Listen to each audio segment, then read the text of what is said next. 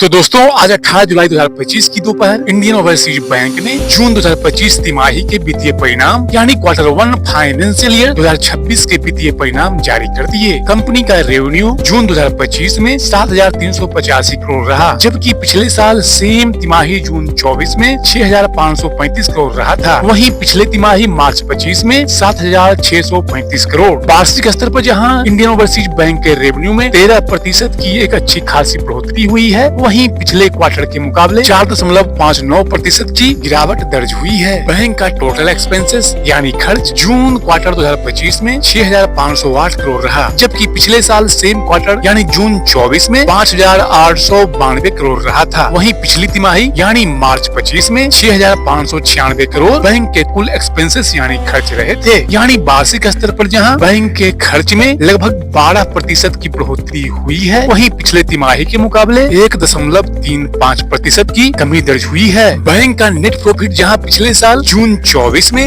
632 करोड़ हुआ था, वहीं पिछली तिमाही यानी मार्च 25 में 1,051 करोड़, जबकि वर्तमान जून 2025 यानी Q1 फाइनेंशियल ईयर 2026 में 1,111 करोड़ दर्ज हुआ है। यानी वार्षिक स्तर पर जहां बैंक के मुनाफे में 76% की दमदार बढ़ोतरी हुई है, वहीं क्वार्टरली स्तर पर 6% की अच्छी खासी वृद्धि। EPS यानी बैंक का अर्निंग पर शेयर जहां पिछले साल क्वार्टर जून 24 में 0.33 पैसा रहा था, वहीं मार्च 25 तिमाही में 0.56 पैसा, जबकि जून 2025 क्वार्टर में 0.58 पैसा दर्ज हुआ है। बैंक के EPS में वार्षिक स्तर पर जहां 76% की दमदार बढ़ोतरी हुई है, वहीं क्वार्टरली स्तर 4% की अच्छी खासी बढ़ोतरी। बैंक का NPA रेशियो जहां पिछले साल जून 24 में बैंक का कुल ग्रॉस NPA 2.89% था, वहीं क्वार्टर मार्च 25 में 2.14%, जबकि जून 2025 में बैंक का ग्रॉस NPA 1.97% दर्ज हुआ। यानी वार्षिक स्तर पर जहां बैंक के ग्रॉस NPA में 32% की दमदार सुधार हुई है, वहीं क्वार्टरली स्तर पर 8% की। नेट NPA जहां बैंक की पिछले साल जून 24 में 0.51% थी, वहीं पिछले क्वार्टर मार्च 25 में 0.37%, जबकि जून 2025 में बैंक का नेट NPA 0.32% दर्ज हुआ है। यानी नेट NPA में वार्षिक स्तर पर 37% की सुधार हुई है, वहीं क्वार्टरली स्तर पर 14% की। ये आंकड़े दिखाते हैं कि बैंक ने अपने खराब लोन पोर्टफोलियो पर काफी काबू पा लिया है और अब उसकी बुक्स कहीं ज्यादा साफ और मजबूत है। वहीं इंडियन ओवरसीज बैंक ने 2025 में कई बदलाव किए हैं, जिसमें उड़ीसा ग्रामीण बैंक में 35% हिस्सेदारी लेकर ग्रामीण बैंकिंग को मजबूत किया है। वहीं मलेशिया के India international bank joint venture से बाहर निकलने और फोकस भारत पर रखने का फैसला किया है। कुल मिलाकर देखें तो इंडियन ओवरसीज बैंक ने जून तिमाही 2025 के यानी Q1 फाइनेंशियल ईयर 2026 के शानदार नतीजे पेश किए हैं, जहां बैंक के रेवेन्यू, नेट प्रॉफिट, EPS में शानदार ग्रोथ हुई है। वहीं बैंक के ग्रॉस NPA, नेट NPA में भी अच्छी खासी सुधार बैंक करने में सफल रही है। IOB बैंक के नतीजे पे यह मेरा व्यक्तिगत दृष्टिकोण है। कृपया इसे कोई खरीद बिक्री की सलाह न समझें। अध्ययन के दृष्टिकोण से यह विश्लेषण कैसा है, कृपया अपना महत्वपूर्ण सुझाव हमें दें और चैनल को लाइक, शेयर और सब्सक्राइब करना न भूलें। आप सभी का बहुत बहुत धन्यवाद। साधुवाद।